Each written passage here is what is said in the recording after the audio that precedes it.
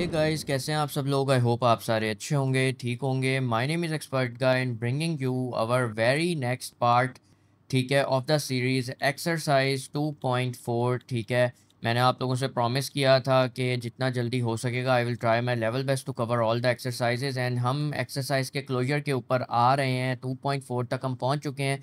सो यार, लाइक कर देना वीडियो को, सब्सक्राइब कर देना अगर आप लोग नए हो, शेयर करो जितना जल्दी हो सकता है, बिकॉज इस तरह की क्विजेज़, ठीक है, जो कि आप लोगों को मैं तैयार करके दे रहा हूँ हर एक्सरसाइज के साथ, जिसमें वो क्विजेज हैं जो कि आपके एंट्री टेस्ट में एमसीक्यूज पूछे जाते होते हैं, या किसी भी जगह जहाँ पे आप मैथ की बेसिस पे अप्लाई कर रहे हो। आप लोगों का पार्ट 1 पार्ट 2 का जिसमें मैथ इंक्लूड होता है टेस्ट के अंदर, ये वो चीज़ें हैं कि यार ये आप लोगों को पेड नोट्स के अंदर भी ना 10-10 हज़ार के जो आप लोग नोट्स लेते हो ना, इधर उधर जाके पढ़ते हो, वो चीज़ आपको फ्री में मैं फ्री ऑफ कॉस्ट प्रोवाइड कर रहा हूँ। मेरी टीम और मैं मिलके इसके ऊपर काम कर रहे हैं सिर्फ आप लोगों के लिए, कि आप लोगों का एंट्री टेस्ट अच्छा हो जाए जो नेक्स्ट मंथ के अंदर आ रहा है। सो एफर्ट्स के लिए मेक श्योर कि आप लोग सब्सक्राइब करें, अगर नए हैं शेयर करें, बिकॉज जितना ज़्यादा आप लोग ये करेंगे उतना ज़्यादा मतलब मुझे मोटिवेशन मिलेगी कि हाँ वाकई यार मेरी वजह से किसी का आगे फ़ायदा हो रहा है और आप लोग पसंद भी कर रहे हो इस चीज़ को। ये नोट्स जो यहाँ पे मिल रहे हैं, ये सिर्फ आप लोगों को एमसीक्यूज नहीं दिए जा रहे हवा में, ये प्रॉपर तरीके से लिखे गए हैं और इनकी एक्सप्लेनेशंस के साथ, एक एक आंसर के साथ और टेबल बना बना के सॉल्व करके आप लोगों को चीज़ें प्रोवाइड की जा रही हैं, ताकि एक एक कॉन्सेप्ट आप लोगों का क्लियर हो। ठीक है, ये ना हो कि आप लोग कहें कि नहीं हमें तो समझ ही नहीं आई। आप लोगों को रेफरेंसेस के साथ बताया जा रहा है, ठीक है, कि किस तरीके से क्या कहते हैं, कहाँ पे क्या चीज़ कैसे लिंक्ड है, किस सवाल के अंदर क्या चीज़ लिंक्ड है और उसको कैसे सॉल्व करना है। ठीक है, सो ये सारी चीज़ें आप लोगों को फ्री ऑफ कॉस्ट अभी मिल रही हैं।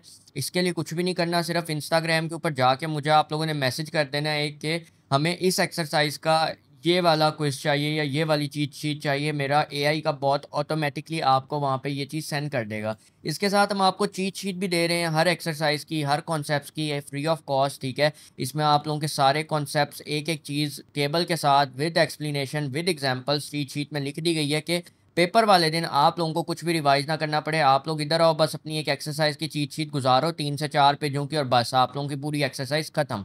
ठीक है, अब हम आ जाते हैं एक्सरसाइज 2.4 के ऊपर। 2.4 के अंदर जो कॉन्सेप्ट्स हैं, मैं आप लोगों को पीछे वाले एक दो कॉन्सेप्ट्स हैं वो भी जल्दी से रिवाइज करवाऊंगा और हम अपने अगले अगले कॉन्सेप्ट्स पे चलेंगे। एक हमारा कॉन्सेप्ट था कंडीशनल स्टेटमेंट का, ये बहुत ज़रूरी है इसीलिए मैं दोबारा पढ़ा रहा हूँ इसको, ताकि आप लोगों के डाउट्स जो इसमें थे वो क्लियर 100% हो जाए और इसमें आप लोगों को कोई भी मसला ना हो। ठीक है, अगर आप किसी भी चीज़ को इस तरह लिखते हो, इसका मतलब होता है इफ़ पी देन क्यू। ठीक है, पी इम्प्लाइज क्यू भी इसको आप कहते हो। ठीक है, और इसको मेनली आप रीड ऐसे करते हो कि if P then Q, a statement in logic क्या लिखा हुआ है यार, conditional statement, yes that is it, a conditional statement in logic. ये डेफिनेशंस वगैरह के ऊपर हम ज़्यादा नहीं जाएंगे, आप लोगों को रट्टा मरवाना नहीं है, आप लोगों को मेन चीज़ है कि आप लोगों को हमने कॉन्सेप्ट देना है यहाँ पे। ठीक है, so a conditional statement in logic connects two propositions, say P and Q, with the phrase if then। ठीक है, if then ये जो लाइन है ना, इसका मतलब होता है if then। ठीक है, denoted by the symbol arrow, the statement P arrow Q is read as if P then Q। ठीक है, here P is called the antecedent, ये जो है ये एंटीसीडेंट पार्ट है और ये जो पार्ट है ये कॉन्सिक्वेंट कहलाता है। ठीक है, देन पार्ट जो आपका इफ पार्ट होता है उसको आप एंटीसीडेंट कहते हो और जो देन पार्ट है उसको आप कॉन्सिक्वेंट कहते हो। द कंडीशनल इज ट्रू या condition is true in all cases except when the antecedent part P is true and the consequent is false। अब आप लोगों के लिए मैंने यहाँ चारों केसेस लिख दिए हैं कि कैसे आप लोगों को पता चलेगा, ताकि आप लोगों को याद भी रहे। अगर तो देखो दोनों ट्रू हैं, P और Q दोनों ट्रू हैं, इनकी दोनों की वैल्यूज़ हैं, ट्रू है ये भी और ये भी ट्रू है। ठीक है, तो आप कहोगे कि P इम्प्लाइज Q हमेशा ट्रू होगा। ठीक है, यही वो कह रहा है कि if P is true and Q is true, the conditional is true, the promise if P then Q is kept। ठीक है, मतलब जो वादा किया गया है कि अगर तो पी ट्रू है तो क्यू भी ट्रू होगा, ये कैप्ट रख रहे हो आप, उस वादे को तोड़ नहीं रहे। वादा कब टूटता है? वादा तब टूटेगा जब आपका पी फॉल्स होगा और क्यू ट्रू होगा, क्योंकि हम इसकी बेसिस के ऊपर, हम पी की बेसिस के ऊपर हम क्यू की वैल्यू को कह रहे हैं। मतलब हम इसको ऐसे ही पढ़ते हैं ना, if P then Q, if P then Q, मतलब पी का तो ट्रू होना ही होना ज़रूरी है, क्यू फॉल्स हो सकता है ट्रू हो सकता है, हमें मैटर नहीं करता, पी का ट्रू होना ज़रूरी है अगर क्यू ट्रू होगा। ठीक है, अगर पी फॉल्स हो जाएगा ना तो क्यू पक्का पक्का आप कह सकते हो कि मतलब उसमें फिर जो हमारा पी इम्प्लाइज क्यू है ना, तो वो हमेशा हमारा फॉल्स ही होगा।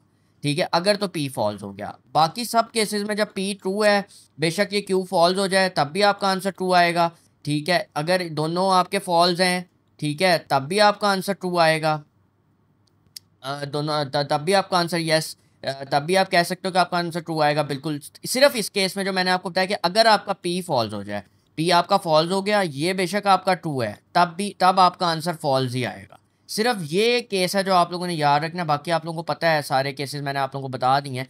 तो और ये केस की वजह क्या है कि P स्टेटमेंट पढ़ते ही हम ऐसे if P then Q, if P then Q, जो चीज़ पहले आती है ना एरो से, उसको हम कहते हैं इफ़। ये एंटीसीडेंट पार्ट है, इसको हमेशा पढ़ते हैं इफ़।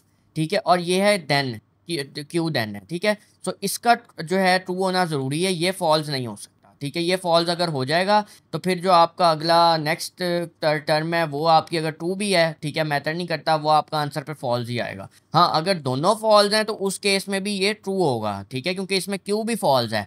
अगर P फॉल्स है तो Q भी फॉल्स ही हो रहा है, तो हम डिड्यूस कर सकते हैं हाँ वाकई ये ट्रू स्टेटमेंट है। लेकिन यहाँ पे P अगर फॉल्स हो जाए और Q ट्रू रहे तो ये गलत है, क्योंकि हमारा इफ़ ही जो है जिसकी बेसिस के ऊपर हम Q को चेक कर रहे हैं वही फॉल्स हो गया है, तो हम कह देंगे कि ये हमारा फॉल्स आंसर आएगा। ये आई होप क्लियर हो गया होगा। बाई कंडीशनल पे भी दोबारा आ जाता हूँ, बाई कंडीशनल समझा देता हूँ आप लोगों को। इफ़ एंड ओनली इफ़ इसको पढ़ते हैं, इफ़ एंड ओनली इफ़, मतलब मैंने आपको पिछली वीडियो में बताया था कि दोनों स्टेटमेंट्स को हम चेक करते हैं। ये if and only if true तब होगा जब both statements have the same truth value, जब दोनों की ट्रुथ वैल्यू सेम होगी। ट्रुथ वैल्यू का मतलब सेम होने का क्या है, देखो ये ट्रू है, P ट्रू है, ठीक है, Q भी ट्रू होगा, दोनों की वैल्यू सेम है, ट्रुथ वैल्यू सेम है, तो हम चेक कर रहे हैं बाई कंडीशनल को, डबल एरो को, तो ये भी हमारा देगा जी रिजल्ट ट्रू। इसी तरह अगर हमारी देखो यहाँ पे भी फॉल्स है, यहाँ पे भी फॉल्स है, देखो दोनों हैं तो सेम ना हमारी वैल्यूज़। ठीक है, P भी फॉल्स है, Q भी फॉल्स है, दोनों सेम है, तो ये तब भी ट्रू देगा। ठीक है, लेकिन अगर हमारी P ट्रू है, ये फॉल्स है, तो अब ये फॉल्स हो जाएगा, क्योंकि एक वैल्यू देखो चेंज हो गई है। Q हमारा फॉल्स हो गया, ये ट्रू है, तो मतलब it is not going to equal to true, because both of the values are different. ठीक है, ट्रूथ स्टेटमेंट्स आर डिफरेंट। यहाँ पे अगर फॉल्स आ जाए और यहाँ पे ट्रू आ जाए तब भी आपका आंसर फॉल्स देगा, क्योंकि एक वैल्यू चेंज हो गई है। सो कुछ भी हो जाए, तीन वैल्यूज आ जाए, पी क्यू आर आ जाए, पी क्यू जेड आ जाए, एक्स वाई जी आ जाए, तीन अगर आ जाए आपके पास, तब भी हमेशा याद रखना कि तीनों का सेम होना ज़रूरी है। अगर सेम है तो ट्रू है, अगर डिफरेंट ट्रुथ स्टेटमेंट्स आ गई हैं, एक भी फ़र्क आ गई है, ठीक है, तो आपका फॉल्स हो जाएगा। ये बाई कंडीशनल है इन ईजी वर्ड्स। ठीक है, अगले कॉन्सेप्ट पे हम लोग आ जाते हैं, जो कि हमारा है converse, inverse and Contra positive. ठीक है, फॉर अ कंडीशनल स्टेटमेंट हमें पता है ये इसी के ऊपर लगता होता है हमारा कन्वर्स, इनवर्स और कॉन्ट्रा पॉजिटिव। अगर हमारा इफ़ P देन Q है, तो अगर हमने उसका कन्वर्स निकालना हो, कन्वर्स कुछ भी नहीं है, आप इन स्टेटमेंट्स को उल्टा कर दो बस। इनवर्स कहते हैं ना, इनवर्स उल्टे को, लेकिन उसमें हम साइन चेंज करते हैं, इसमें हम साइन नहीं चेंज कर रहे। आप इस तरह याद रखो कि इनवर्स में तो हम वो साइन चेंज करते हैं, लेकिन कन्वर्स के अंदर हम बस इसको उल्टा कर देंगे, हम Q पहले ले आएंगे और P हम बाद में लिख देंगे, बस ये आपका कन्वर्स हो गया। ठीक है, इनवर्स मैंने आप ये कन्वर्स है, मैं लिख भी देता हूँ यहाँ कन्वर्स। ठीक है, अब आ जाते हैं इनवर्स पे, इनवर्स। ठीक है, इसमें आप लोगों को मैंने बताया कि हम लोग साइन चेंज कर देते होते हैं, तो P इम्प्लाइज Q था, इस पर मैंने इनवर्स लगाया अगर, ठीक है, मैंने निगेशन लगाया, तो ये क्या होगा, negation P arrow negation Q, मतलब ये समझ लो आप लोग। ठीक है, ये आप लोगों का इन्वर्स हो गया। कॉन्ट्रा पॉजिटिव में हम लोग साइन भी बदलेंगे, ठीक है, निगेशन वाला भी लगाएंगे। अगर हमारा स्टेटमेंट है, मैं यहाँ लिखता हूँ, यहाँ पे P इम्प्लाइज Q है, इस पर कॉन्ट्रा पॉजिटिव लगाना है, तो कॉन्ट्रा पॉजिटिव में आप कन्वर्स भी करोगे और इन्वर्स भी करोगे। ठीक हो गया, समझ आ गई क्या मतलब है। सबसे पहले कन्वर्स कर दो, कन्वर्स हो जाएगा Q एरो P। ठीक हो गया, कॉन्ट्रा पॉजिटिव, कॉन्ट्रा कन्वर्स पहले, कन्वर्स उसके बाद आप इसके ऊपर साइन लगा दो, negation Q arrow negation P, and I hope कि यही होगा। ठीक है, और हमारा इसका जो आंसर है, इसने इसको किस तरीके से किया, यस ये लिखा हुआ है, ये एग्जांपल है। ठीक है, ये एग्जांपल है, ये डिपेंड करता है सिचुएशन के ऊपर। ठीक है, कि आपकी एग्जांपल क्या होगी। अगर एग्जांपल के तौर पे जैसे कि अगर हम निगेशन P एरो Q करते हैं, तो उसको इस तरह से पढ़ते हैं हम कि if it is not raining then I will go hiking. ठीक है, if it is not raining, negation की वजह से it is not raining, not raining then I will go hiking, arrow का मतलब होता है then I will go hiking. ठीक है, और इसी तरह ये जो है आपका if I go hiking, Q के ऊपर हम कह रहे हैं then it is not raining, not raining negation की वजह से। इनवर्स में क्या पढ़ोगे, if it is raining I will not go hiking, if it is raining I then I will not go hiking. और कॉन्ट्रा पॉजिटिव में क्या होगा, if I do not go hiking then it is raining, if I do not go hiking then it is raining. ठीक हो गया। I hope ये concepts भी आपके क्लियर हो गए होंगे। बाकी जब आप लोग क्विज़ के सवाल अटैम्प्ट करोगे ये वाले, तो ये देखो मैंने आपको बताया है इसमें इस तरह के सवाल मौजूद हैं, डिफ़िकल्टी लेवल के भी हैं और आसान आसान भी हैं। इनको सॉल्व करोगे तो फर्दर आप लोगों के कॉन्सेप्ट्स और ज़्यादा क्लियर हो जाएंगे। ठीक है, आगे आ जाते हैं टोटोलॉजी, एब्सर्डिटी एंड कॉन्टीजेंसी के ऊपर। ठीक है, टोटोलॉजी इसको कहते हैं क्या, statement that is always true. Tautology का मतलब ही टी से समझ जाओ कि ट्रू होना चाहिए। स्टेटमेंट हमेशा ट्रू होगी regardless of the truth values of its variable.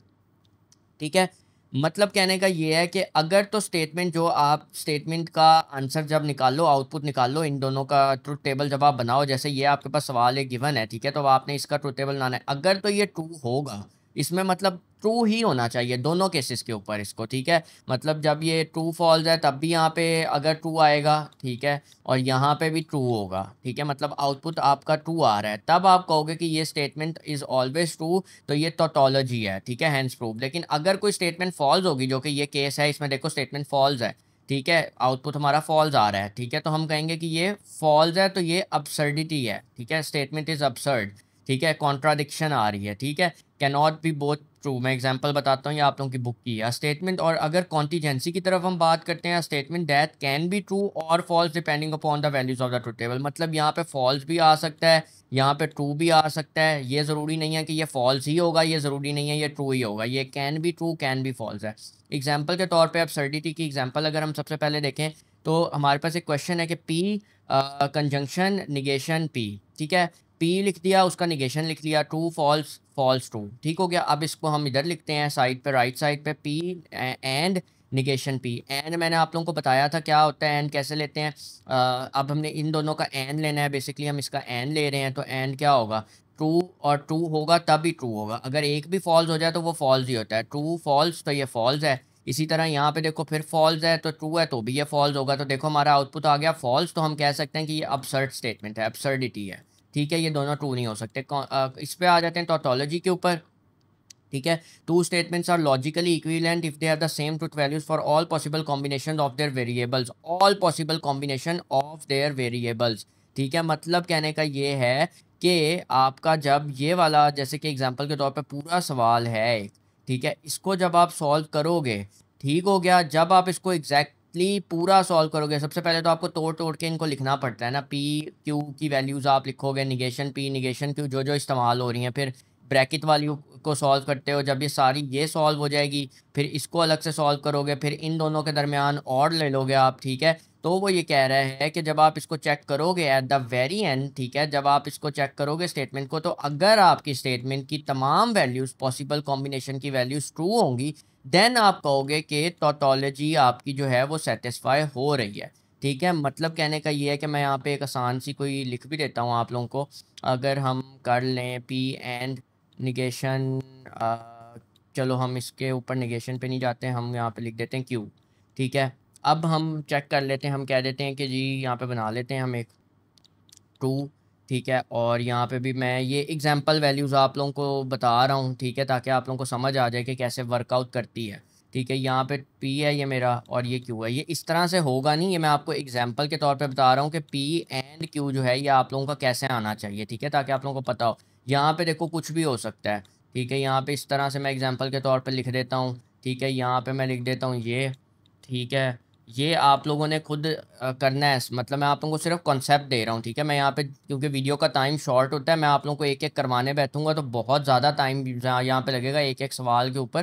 तो ये चीज़ आप लोगों को सिर्फ बता रहा हूँ कि यहाँ पे अब जो आपका आउटपुट आएगा ना टोटोलॉजी के केस में, आपकी सारी कॉम्बिनेशन की वैल्यूज़ ट्रू होनी चाहिए जो भी आपका आउटपुट आ रहा है। ठीक है, तो ये स्टेटमेंट आपकी टोटोलॉजी की तरफ चली जाती है। और अगर आपका यहाँ पे आएगा जी फॉल्स, ठीक है, मतलब यहाँ आपकी सारी वैल्यूज़ फॉल्स आएंगी। ठीक है, तो ये आपकी जाती है एब्सर्डिटी की तरफ। ठीक है, और अगर यहाँ पे कोई चीज़ फॉल्स है कोई ट्रू है, कोई चीज़ फॉल्स है कोई चीज़ ट्रू है, तो ये आपकी कॉन्टीजेंसी होगी। ठीक है, क्या आप कहोगे क्या statement that is neither true that can be true और false depending upon the truth values of its variable. मतलब कहने का ये है कि ये डिपेंड करता है। ठीक है, ये या तो सारी वैल्यूज़ ट्रू भी हो सकती हैं, ठीक है, या ये सारी वैल्यूज़ फॉल्स भी हो सकती हैं। मतलब कुछ वैल्यूज़ ट्रू भी हो सकती हैं, कुछ वैल्यूज़ फॉल्स भी हो सकती हैं। सो ये डिपेंड करता है आपके वेरिएबल के ऊपर।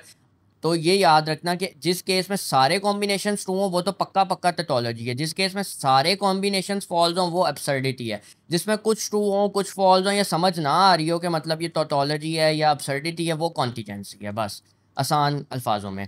लॉजिकल इक्विवेलेंस क्या होता है? Two statements are logically equivalent if they have the same truth values for all the possible combinations of their variable. ठीक है, ये बात वही वाली आ रही है ऊपर वाली टोटोलॉजी की तरह, मैं आप लोगों को थोड़ा सा बता देता हूँ। ठीक है, यहाँ पे भी ये बेसिकली है कॉन्सेप्ट के ये जो ऊपर वाली एग्जांपल थी ना, ये इसी का नीचे वाले का ही पार्ट है। ठीक है, मैंने अभी इसको देखा है, मैंने इसको आई गेस डुप्लीकेट करके 2 दफ़ा यहाँ पे लिख दिया है, मैं यहाँ पे क्लियर है ये, मैं आपको यहाँ से समझाता हूँ। ये वो कह रहा है कि देखो दो स्टेटमेंट्स आप लोगों को पूछी जा सकती हैं कि left hand side is equal to right hand side है कि नहीं, पेपर में या आपके बोर्ड में भी सवाल आता होता है इस तरह का। ठीक है, सो लेफ्ट हैंड साइड आप लोग पहले प्रूव करते हो। ठीक है, मैंने एक दफ़ा लेफ्ट हैंड साइड अपनी प्रूव करनी है। ठीक है, उसके बाद जब मैं राइट हैंड साइड के साथ इसकी भी वैल्यूज़ को मैं चेक करूँगा, ठीक है, लिखूँगा, तो मेरी दोनों वैल्यूज़ सेम आएंगी। ठीक है, तो मैं कह सकता हूँ कि मेरी जो क्या कहते हैं उसको, दोनों स्टेटमेंट्स लॉजिकली इक्विवेलेंट हैं। ठीक है, two statements are logically equivalent if they have the same truth values for all possible combination of their variable. मतलब कहने का ये है कि ये जो मेरा है पी एंड, ठीक है, negation P and negation Q, ठीक है, और पी एंड क्यू, ठीक है, इसकी जो मेरी वैल्यूज़ हैं, ठीक है, अगर ये इसका जो आउटपुट है जब मैं इसको सॉल्व करता हूँ, ये आता है एग्जांपल के तौर पे ट्रू ट्रू फॉल्स और ट्रू।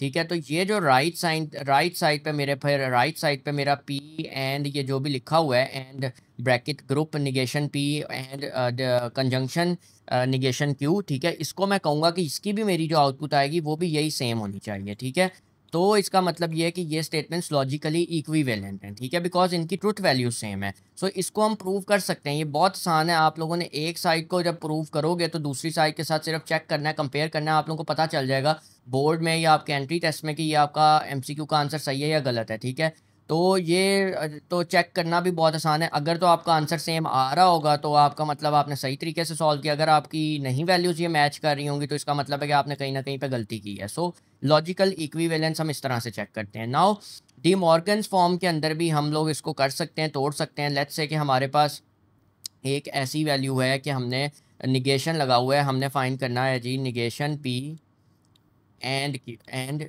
ये हमारा एंड होता है। मेरी आदत है थोड़ी सी इसको बोलने की, एंड। ठीक है, तो इसको इग्नोर करना थोड़ा सा। ये एंड का मतलब होता है, यहाँ पे मैंने आप लोगों को पिछली वीडियो में बताया था, कंजंक्शन, और अगर मैं और बोलूँ तो उसका मतलब है डिसजंक्शन। ठीक है, ये याद रखना।